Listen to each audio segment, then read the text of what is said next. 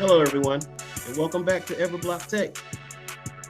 Today, we're getting into a revolutionary technology that's changing how we think about digital transactions, blockchain. Now, whether you've heard of it in passing or are deeply involved in tech circles, this video will clarify what blockchain is, how it works, and why it's so groundbreaking.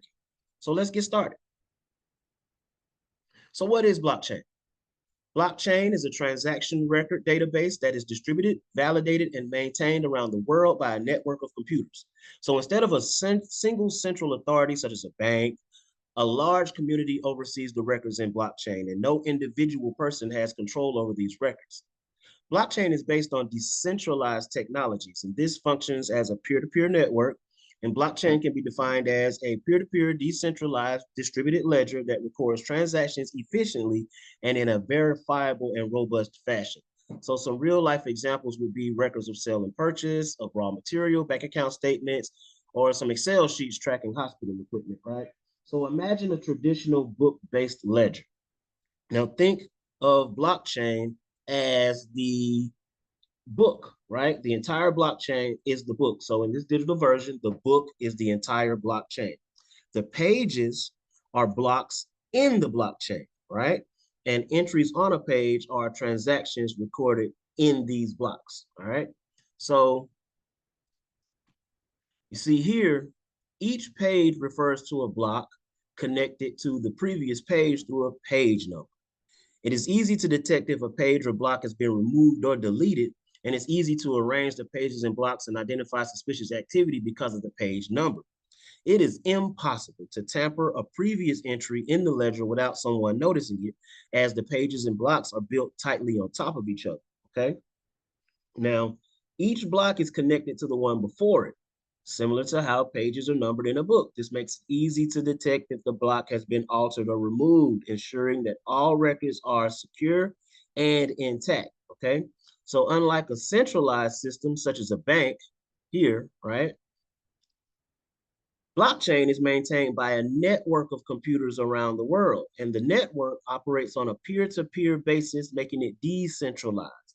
Every transaction must be validated by this network, ensuring no single person has control over the records, right? So a little bit of history. Scott Stornetta and Stuart Haber in 1991 proposed the concept of a secured chain of blocks or set of records. Later in 2008, the blockchain system was conceptualized and introduced by an individual or a community known by the name Satoshi Nakamoto. And they implemented the idea of using hashing in the blockchain framework to make it so safe that once saved in the blockchain, no one can make modifications or erase the data. This blockchain architecture is used by the Bitcoin cryptocurrency system as its basic or foundation infrastructure. No one knows who Satoshi Nakamoto is. It could be a person, it could be a group of individuals. No one knows. This person chose to keep themselves anonymous, all right? So here's what happens when a transaction is made, okay? All right, first the transaction is requested, all right? Transaction happens between X and Y individuals. Then this transaction is represented online in a block, okay? Then it's broadcasted to a network of peer computers known as nodes. And anyone can choose to be a node. They just have different requirements depending on what blockchain network you want to be a node on. These nodes validate the transaction, okay? Here. And the user's status using known algorithms like secure hashing algorithm 256 in the Ethereum virtual machine, also known as SHA-256. A verified transaction can involve cryptocurrencies, contracts, records, or other information. All right. Now that block is then added to the existing blockchain and the transaction is complete. So that's how a blockchain works, right? So now each block has certain characteristics, right? Has a block version, Merkle tree hash, previous block hash, the in bits, nonce, timestamp, and then the transaction count. Okay, so this is what a block looks like. So to illustrate this, let's bring over the mempool. So this is the Bitcoin Explorer, right? So if you look here, you'll see where these blocks have been generated this much time in the past, right? So you'll see right now we're on block 848,522, and whichever one of these blocks gets mined next, more than likely this one, will be on block number 848,523. All right. If you come down some, you can see transactions involved, the amounts that were involved. Okay. These transaction IDs are the transaction hash, all right? And you can even click on that and get into more detail regarding what happened in this particular transaction, all right? And you can see the inputs and outputs, what was involved, how big it was, okay? Let's look at Ethereum. All right, the Ethereum virtual machine, which a lot of other chains were built on, like Avalanche, Binance, Chronos, you'll see that in their transaction flow, the latest blocks here, latest transactions. So let's look at a block now. Let's look at block number 20,120,166, okay? And you'll see some of the same information, block height, the status that it was finalized, the time, when it was proposed, the transactions, withdrawals, the fee, who got the fee, the block reward. All this information is involved in the block, as well as what all transactions took place. So there were 86 transactions in this block. And we can also go to the Algorand block explorer, allo.info, okay? And let's just type in it's a popular token. Let's not look at Cycle today. Let's look at Algorand, since it's the Algorand network, and this is going to be the cryptocurrency for this network. Let's see, Algorand projects, accounts.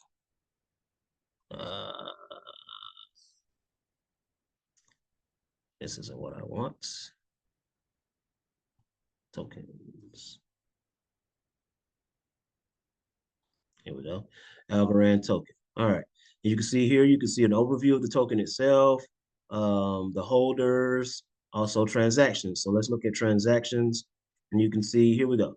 All right, here's the block number, sender, receiver, amount. Let's go to the transaction ID here. And you see some of that same information. All right.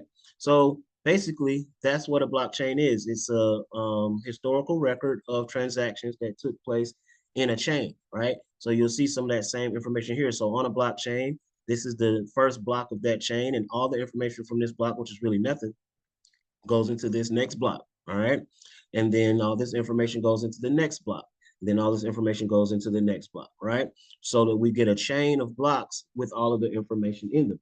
So the genius of blockchain lies in its use of hashing, right? Once data is recorded on a blockchain, it cannot be altered without altering all subsequent blocks in the collaboration of the network, making it virtually tamper-proof. Now, a person could, they could, let's go back a few pages, a few slides, okay?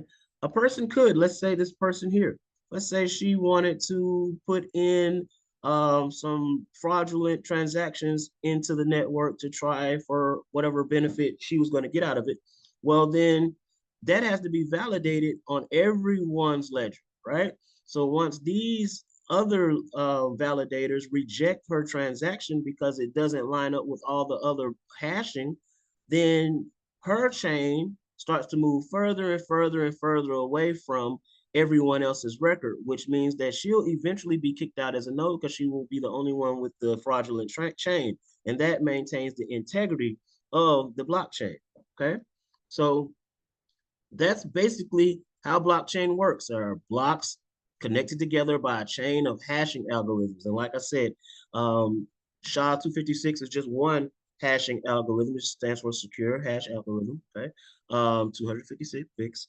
And that's usually what you see on the Ethereum virtual machine blockchain. So that's blockchain in a nutshell. Some of the benefits of blockchain is that there's no central authority. Like we said, it's decentralized, so there isn't one person or group that can control it. It's verifiable and auditable, as we just showed on the block explorers. And if you go and check out some of my other videos, I have a video on here about how we detected fraud in an airdrop by using the this actual blockchain here by searching for transactions with an airdrop that we had, where we had someone saying that they did not receive funds that they in fact did receive, and then sent out of the place that we sent them to another place, and we were able to track all that. Okay, so it's verifiable and auditable. Okay, there's no need for any type of third party or intermediary. You know, when you're using an intermediary, someone between you and the person sending you money, or the person you're sending money to, they always want to collect a fee. So there's no intermediary needs. So there's disintermediation of blockchain. Okay, so we cut out the fees, so it costs less overall. And some might argue that this is going to put the middleman out of a job, but I would be hard pressed to find the person that still wants to ride a horse around town when there's all these cars, or the person that wants to, hand wash their clothes when we have washing machines now. I mean, even me as a blockchain developer, I'm looking at AI and I do use it, and I'm thinking maybe I need to start moving around, because I can see a time when these programs start to program themselves, and my work become obsolete. But until then, we'll just keep on doing what we can to make life more efficient and more manageable for us all. All right. There's also the confidentiality and integrity of it. Okay. And also its robustness. Like I said, it's a lot more efficient. It's a lot faster. It cuts out a lot of unnecessary steps that we have in a lot of our transaction flow today. So, that's blockchain for you. It's a secure, transparent, and decentralized way of recording transactions that's built to withstand tampering and fraud. So if you enjoyed this video and learned something new, hit the like button, subscribe, and ring the bell for more tech insights. If you have any questions or want to discuss more about blockchain, drop a comment below. If you want a more in-depth and comprehensive uh, tutorial or education study on blockchain, I also offer that for $75 per class. So just drop a comment below and I'll let you know how you can go about getting those classes. You can also go to my EverBlock at everblock.algo address, and over there you'll be able to buy those classes as well. So I hope you like this video, and I will catch you in the next one.